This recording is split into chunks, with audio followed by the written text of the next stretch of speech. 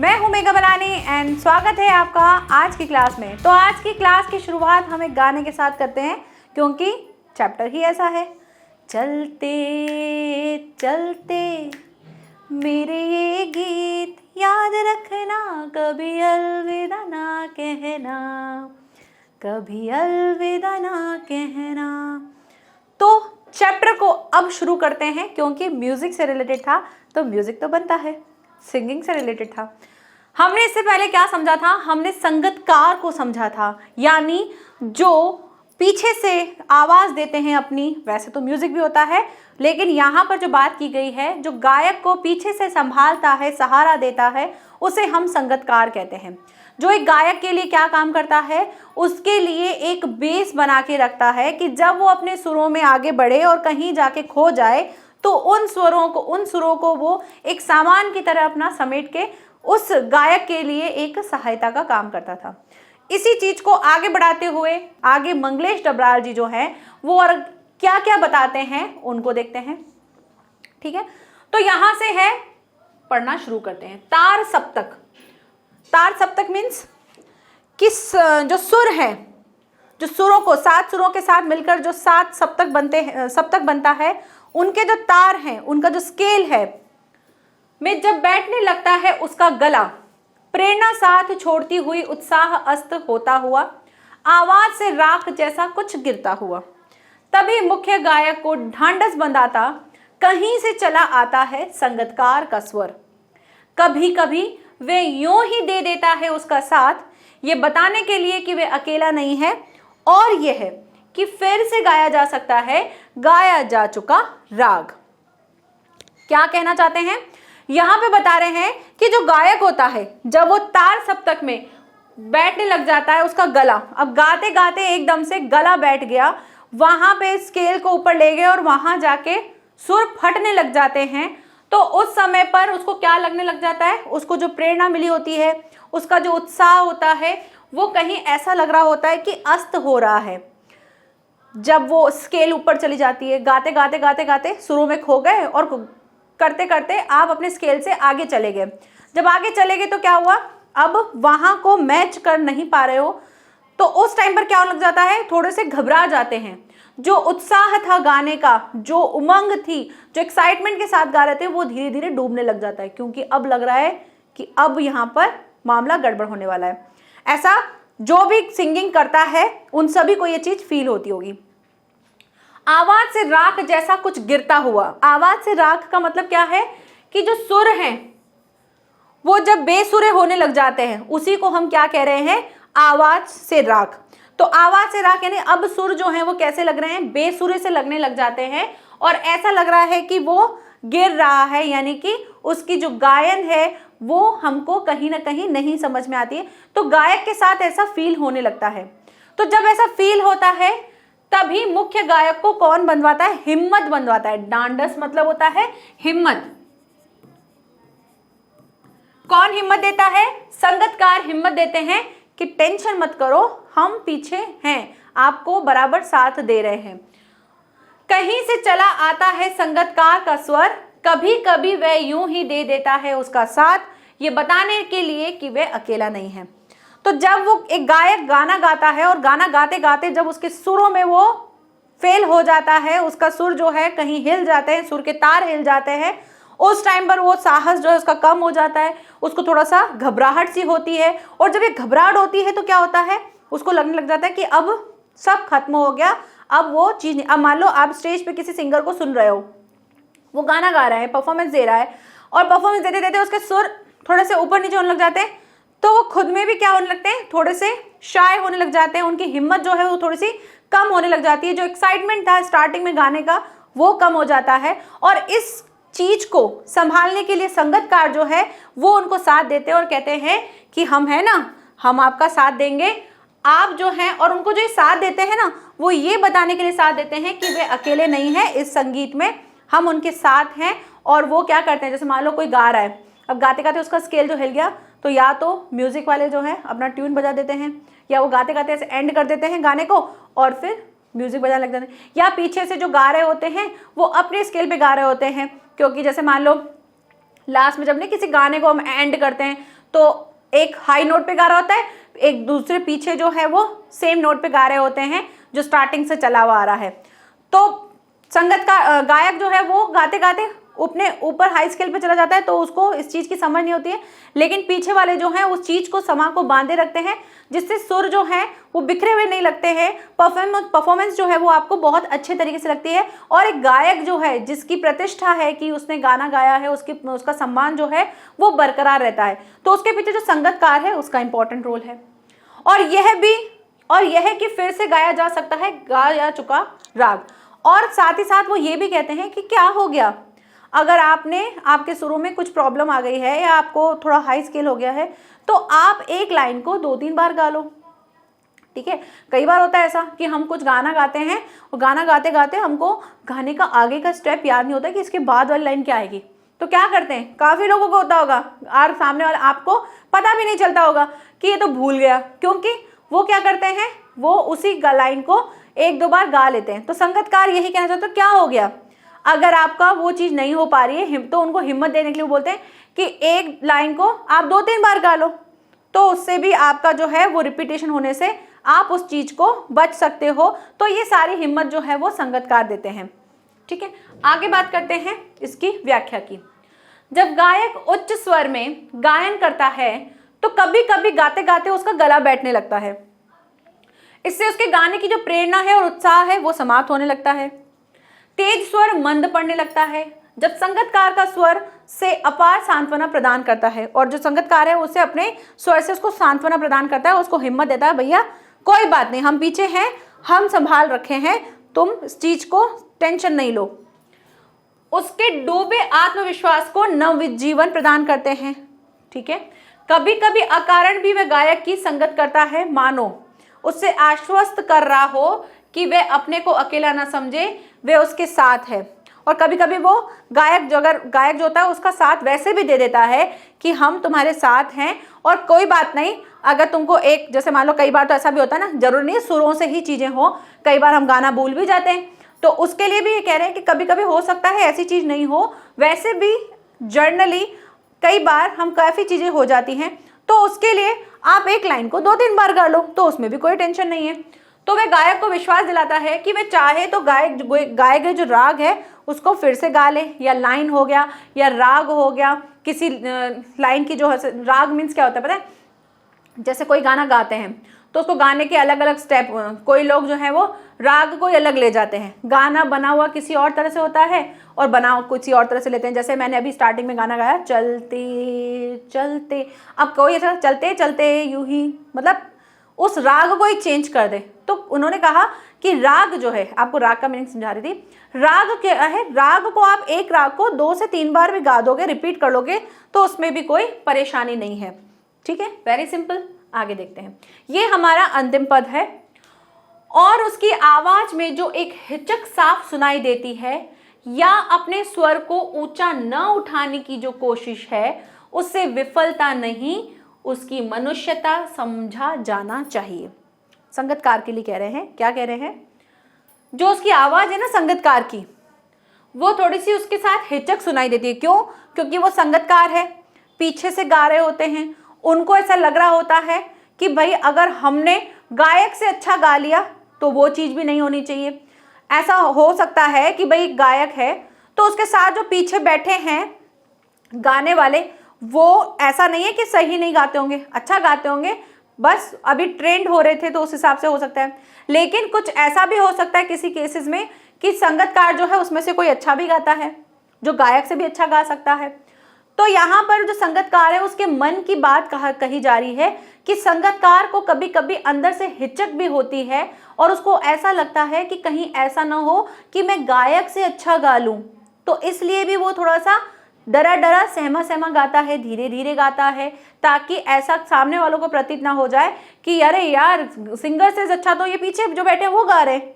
तो इससे भी क्या हो जाएगा, इससे जो गायक है उसकी मान सम्मान को ठेस पहुंच सकती है। तो एक संगतकार जो है इस चीज़ का ध्यान रखता है कि मुझे इससे गाना है कि जो गायक है उसको मेन इंपॉर्टेंस मिले, या अपने स्वर को ऊंचा ना उठाने की कोशिश है या उसे विफलता है, या उसको ऐसा लगता है कि भाई मैं जो अपने स्वर को ऊंचा उठा लूंगा तो ज़्यादा हाई स्केल पे हो जाएगा और मैं गायक से ज़्यादा अच्छा लगने लग जाऊंगा, या उसको ऐसा लगता है कि भाई अगर सुर को ज़्यादा तेज उठा लिया तो मैं थोड़ा सा विफल हो सकता हूँ, उस चीज़ में सफल नहीं हो सकता हूँ, हो सकता है मेरे सुर जो है वो आगे जाके के खराब हो जाए और बेसुरे हो जाए, तो इस चक्कर में भी हो सकता है वो नहीं कर रहा हो।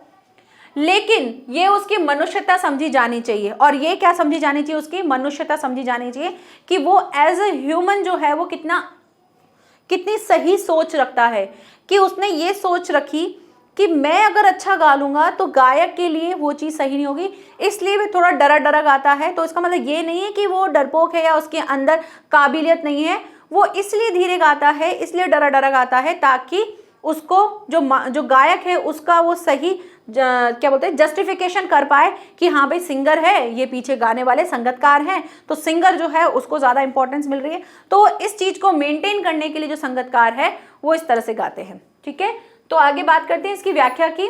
भावार्थ क्या है? कवि कहता है कि संगीतकार मुख्य गायक का साथ देते हुए अपने स्वर पर नियंत्रण रखता है।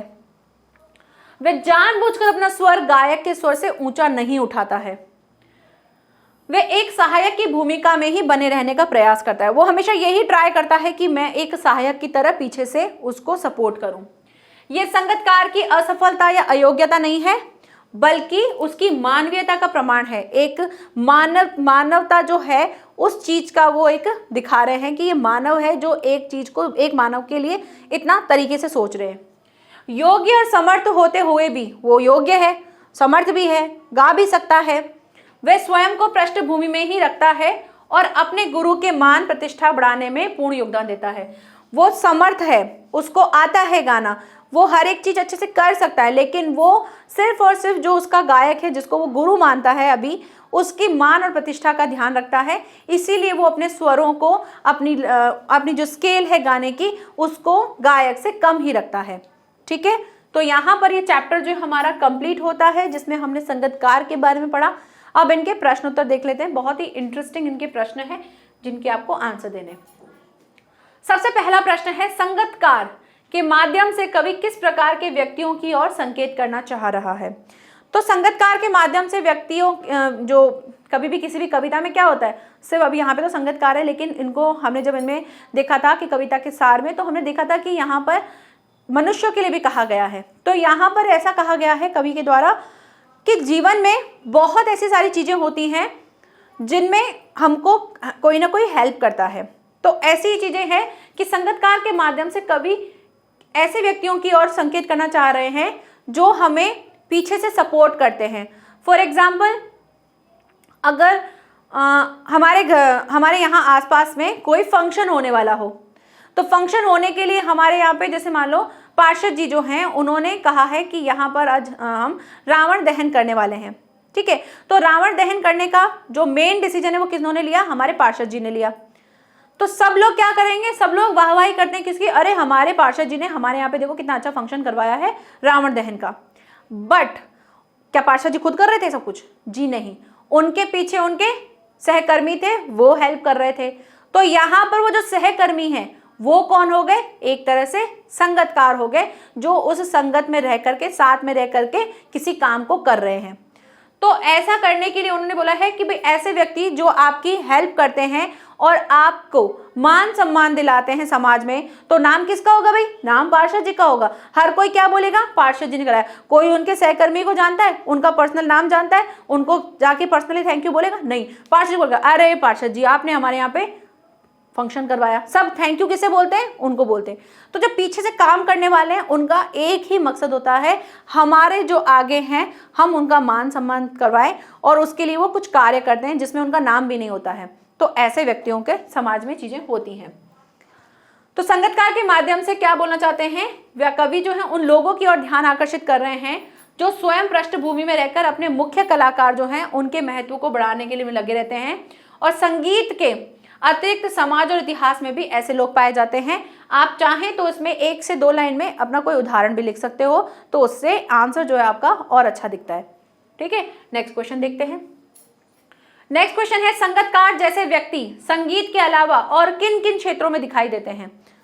सभी क्षेत्रों में दिखाई देते हैं, सामाजिक से रिलेटेड, इतिहास से रिलेटेड। तो अब आप कुछ भी लिख दो, आप लिख दो राजनीति से रिलेटेड, समाज सेवा से रिलेटेड, है ना, किसी समिति से रिलेटेड, या फिर राजनीति से रिलेटेड, बहुत सारी चीज़ें हैं उन सभी के लिए। कभी आप किसी टीम के लिए भी लिख सकते हो, कक्षा के लिए भी लिख सकते हो। अब कक्षा में जो है छात्र जो है उनका ही होता है ना, एक टीचर मेन होती है, ठीक है। टीचर का नाम कब होगा? जब बच्चे अच्छा परफॉर्म करेंगे। तो बच्चे जब परफॉर्म करते हैं, हर एक चीज़ में अच्छे से पार्टिसिपेट करते हैं, हर एक चीज़ करते हैं, तो नाम किसका होता है? अरे इस क्लास की टीचर जो है ना बहुत अच्छी है, बच्चों की पढ़ाई बहुत अच्छी होती है, मार्क्स बहुत अच्छे आते हैं। टीचर का नाम होता है, लेकिन काम किसका होता है? स्टूडेंट्स का होता है। स्टूडेंट्स जो है उन्होंने वो सपोर्ट किया तभी उस टीचर का नाम हो पाया। स्टूडेंट्स ही ना पढ़ते, बोलते ठीक है कोई बात नहीं, नहीं पढ़ना है, तो नाम किसका होगा? मेरा होगा। उल्टा नाम खराब हो जाएगा कि अरे देखो टीचर जो है सही नहीं है, बच्चों के मार्क्स ही नहीं आते। तो हेल्प करने वाले कौन है? स्टूडेंट्स हैं, लेकिन नाम किसका हो रहा है? टीचर का हो रहा है। तो ऐसे बहुत सारे उदाहरण हैं जिनको आप लिख सकते हो अपने आंसर में। तो संगीत के अलावा उस जैसे लोग राजनीति में, अभिनय में, है ना, एक्टिंग में भी आप देखोगे, जैसे मैंने मूवी की बात की थी लास्ट क्लास में। धार्मिक आयोजन हो गए, धर्म से रिलेटेड, जैसे मैंने भी रावण दहन वाला उदाहरण दे दिया। समाज सेवा से रिलेटेड कुछ हो गया, आदि क्षेत्रों में भी दिखाई देते हैं। कार्यकर्ताएं जो उनके जो कार्यकर्ता हैं, या उनको हम सह कलाकार बोल सकते हैं, ठीक है, या फिर शिष्य हो सकते हैं आदि के रूप में ये नेताओं, अभिनेताओं, संतों, धर्माचार्यों आदि समाज सेवकों मात्र सम्मान बढ़ाने में लगे रहते हैं।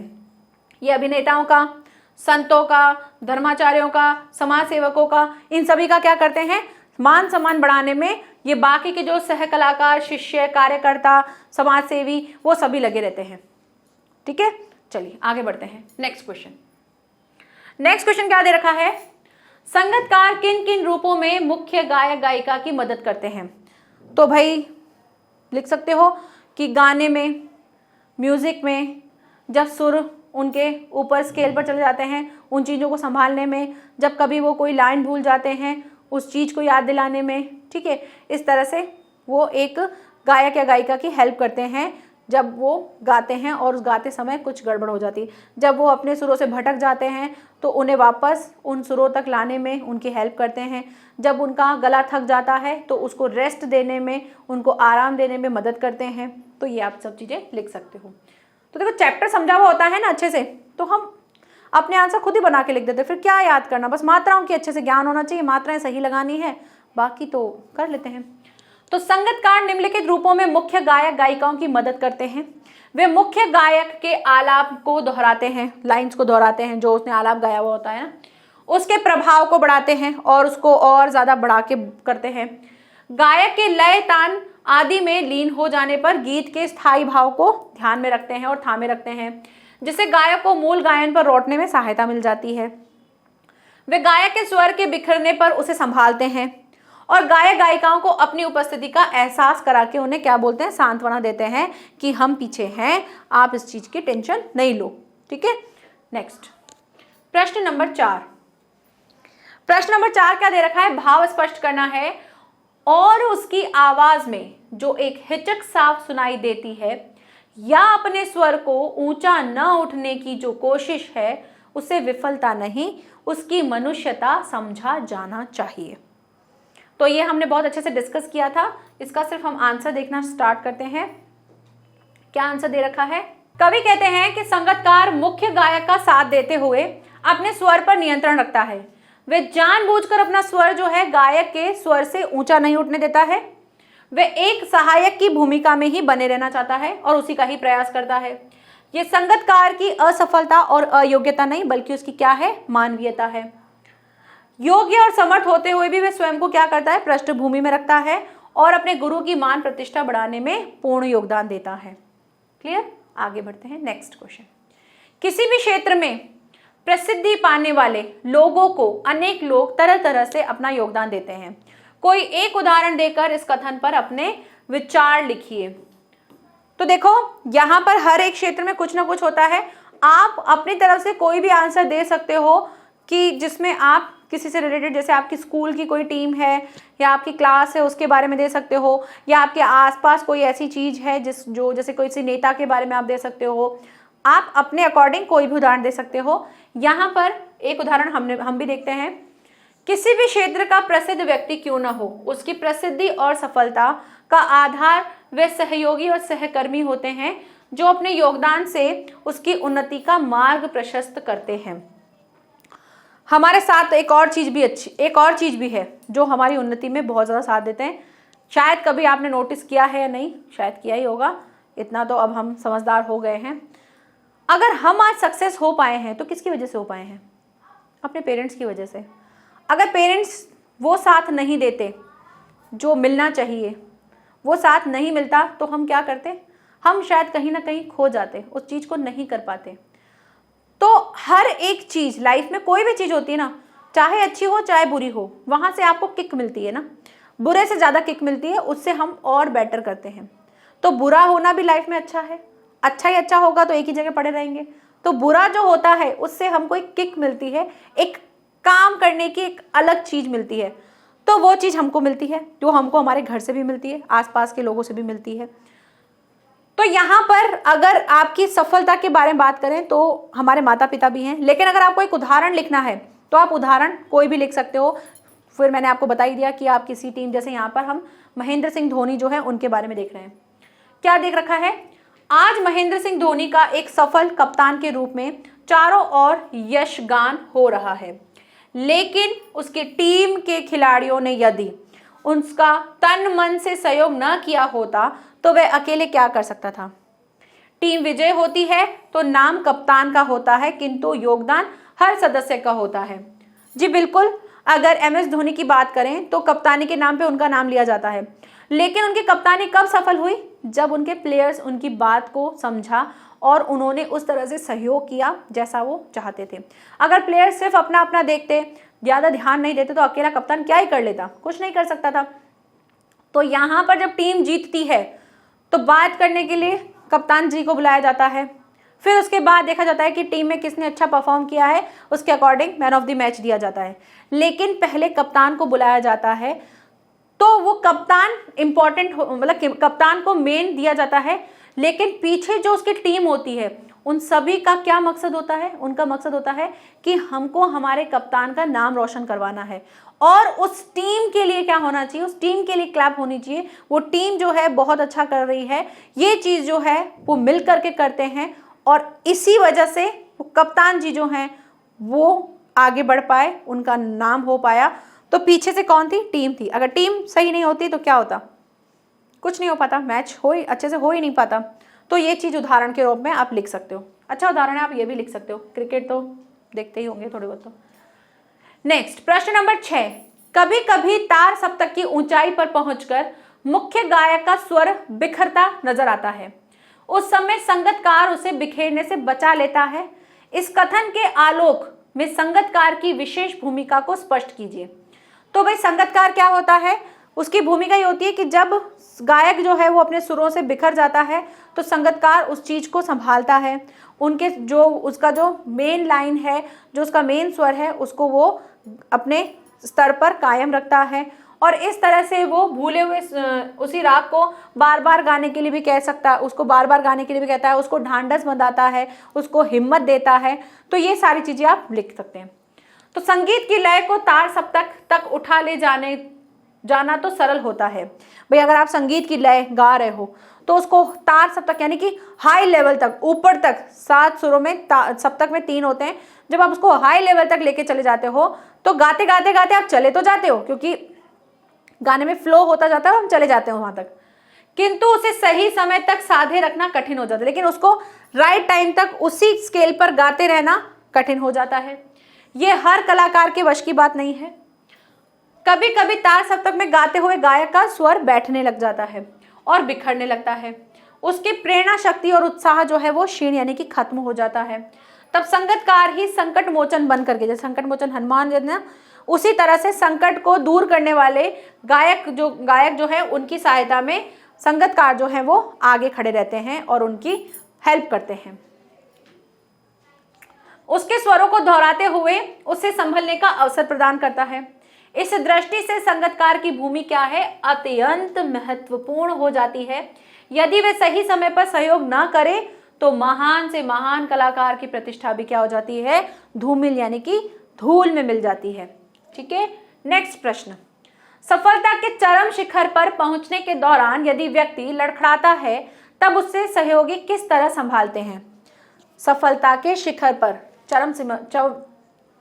चरम शिखर पर पहुंचने के दौरान यदि व्यक्ति लड़खड़ाता है तो उसके सहयोगी क्या करते हैं? सहयोगी जो है उस चीज को बनाए रखने की कोशिश करते हैं, उसके लिए जो भी प्रॉब्लम्स होती है उनको सोल्यूशन करते हैं, उसको हिम्मत देते हैं, उसका सहारा बनते हैं, उससे कहते हैं कि आप जो हैं इस चीज़ की टेंशन नहीं लो, आगे पीछे हम खड़े हैं, हम आपके साथ हर सिचुएशन में साथ देंगे।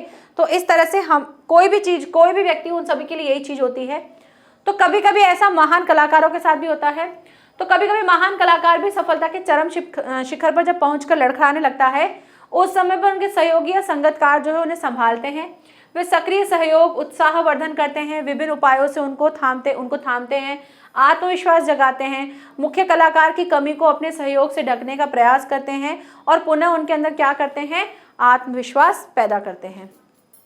ठीक है, नेक्स्ट प्रश्न है, कल्पना कीजिए कि आपको किसी संगीत या नृत्य समारोह का कार्यक्रम प्रस्तुत करना है, ठीक है, लेकिन आपके सहयोगी कलाकार किसी कारणवश नहीं पहुंच पाए। तो पहला रीजन पूछ रहे हैं कि ऐसे में अपनी स्थिति का वर्णन कीजिए, और दूसरा ऐसी स्थिति का आप कैसे सामना करोगे। तो पहली चीज बोला है कि भाई आपको किसी संगीत या नृत्य समारोह का कार्यक्रम प्रस्तुत करना है और आपके सहयोगी कलाकार जो है किसी कारण से नहीं आ पाए हैं। तो आप पहले तो बताओ कि अपनी स्थिति का वर्णन करो कि आप कैसी स्थिति में होंगे। तो भाई अगर आपका पार्टनर नहीं आया तो आप घबरा जाओगे, आप वो सारी चीजें भूल जाओगे, आपके अंदर जो एक आत्मविश्वास था वो खत्म हो जाएगा, आप डरने लग जाओगे, थोड़े से हड़बड़ाहट हो जाएगी आपको, और आप ये सोचोगे कि मैं परफॉर्म नहीं करूं, अब मेरा फ्रेंड ही नहीं आया, और वो आपके मन में विचार आएंगे कि उसने धोखा दे दिया, उसको आना चाहिए था। तो मिक्स्ड इमोशंस आने लग जाते हैं कि यार पहले बता देता तो मैं कुछ और कर लेता। तो ये सारी चीज़ें आने लग जाती हैं, पहली चीज़। दूसरा, ऐसी परिस्थिति में आप कैसे सामना करोगे। तो भाई एक तो अगर नॉर्मल इंसान होगा तो क्या करेगा, बोलेगा छोड़ो यार, अब पार्टनर ही नहीं आया तो कैसे परफॉर्म करे, या तो ये कर सकते हैं।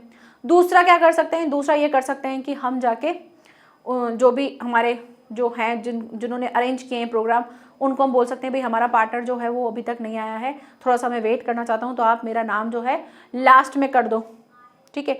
या फिर क्या करेंगे, जो होगा होने दो, लोग हंसेंगे तो हंसने दो, मैं अकेले ही परफॉर्म करके आ जाऊँगा, ऐसा कर दो। तो इस तरीके से कर सकते हैं, ठीक है। ये कुछ 2-3 चीज़ें जो है हम इसको ऐसे अप्लाई कर सकते हैं। तो पहला देख लेते हैं, या तो क्या करेंगे, निश्चय ही ऐसी स्थिति में आपका मन जो है कैसा हो जाएगा, तनाव से भर जाएगा।